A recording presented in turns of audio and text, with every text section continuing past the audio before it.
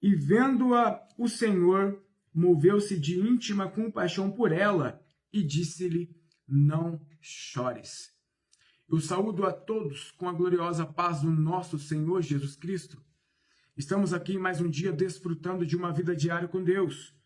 E neste dia eu quero meditar aqui com você no Evangelho de Lucas, no seu capítulo de número 7, versículo de número 11 adiante, que diz assim: E aconteceu pouco depois, e ele a cidade chamada Naim, e com ele ia muitos dos seus discípulos e uma grande multidão.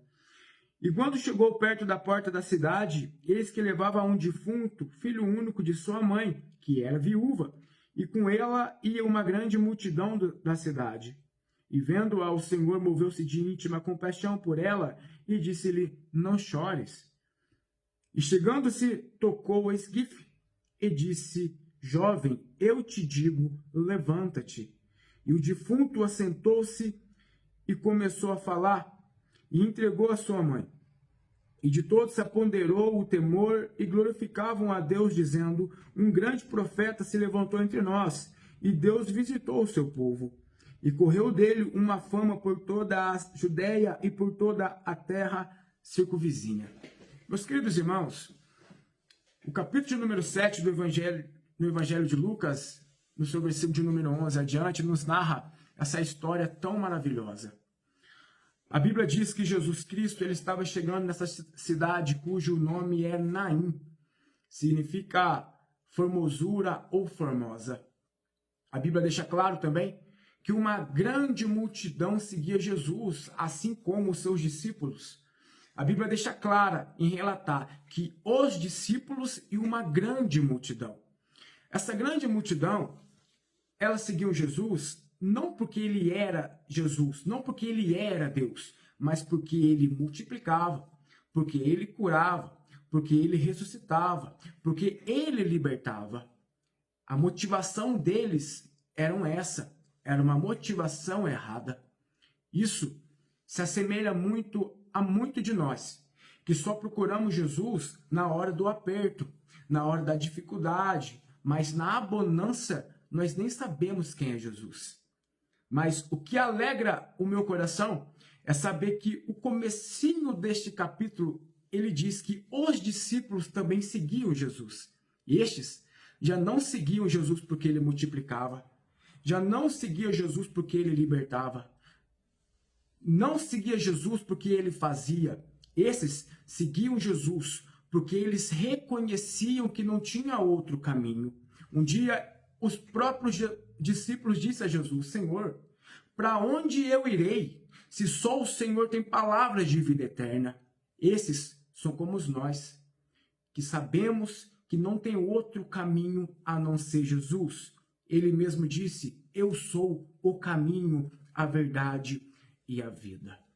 Jesus, com esta grande multidão e os discípulos, chegam nessa cidade chamada Naim.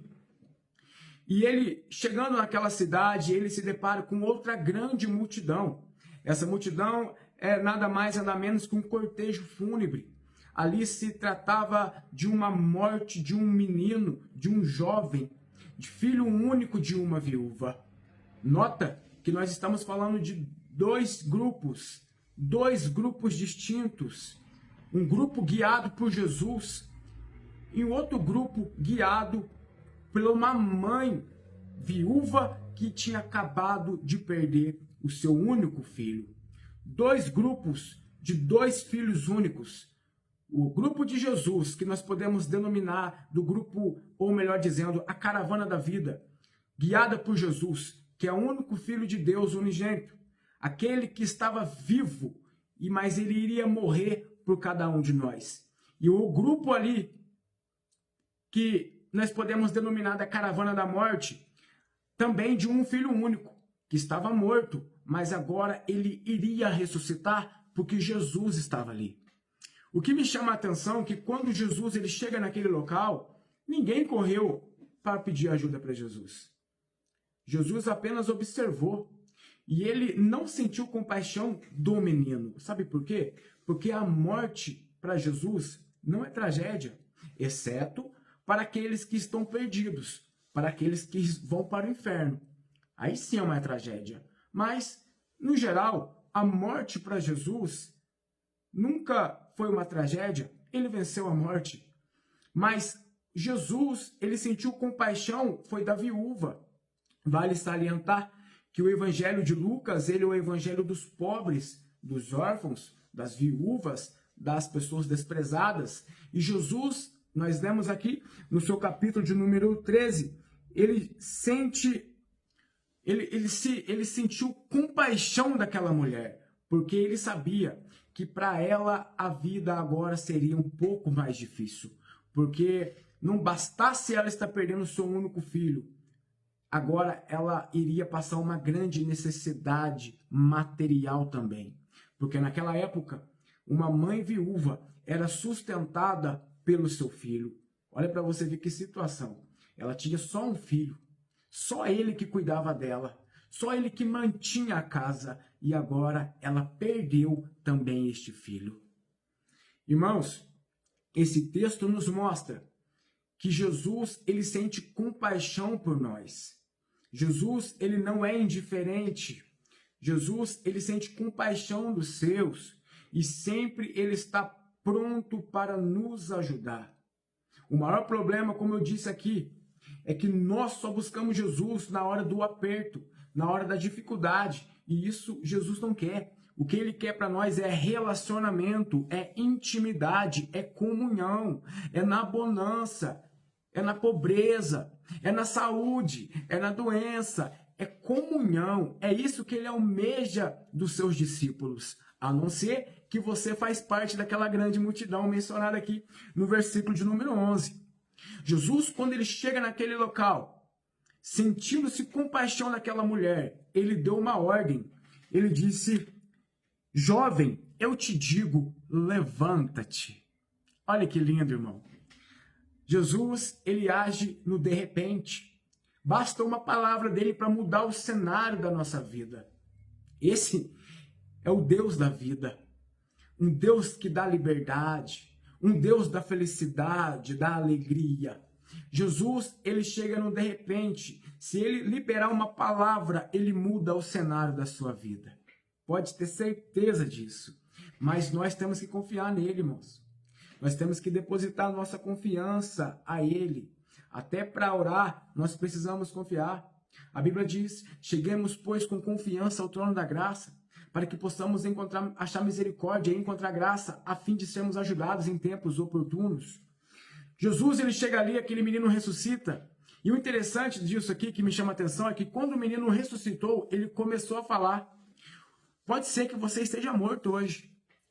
Você que não pede ajuda, você que está doente, mas prefere ficar doente sozinho. Ei, vivo, fala, vivo, pede ajuda. Se você está passando por alguma necessidade, procura ajuda. A morte para você hoje não é solução. Às vezes, você se morrer hoje, você vai para um lugar que você não almejaria. É por isso que nós precisamos aceitar Jesus como o único e suficiente Salvador hoje, porque o amanhã só pertence a Deus. O capítulo de número 7 do Evangelho de Lucas, no seu versículo de número 11 até o versículo de número 17, nos prova uma vez mais que Jesus, ele é a solução para o nosso problema. Ele é a solução para o nosso problema. Pense nisso durante este dia.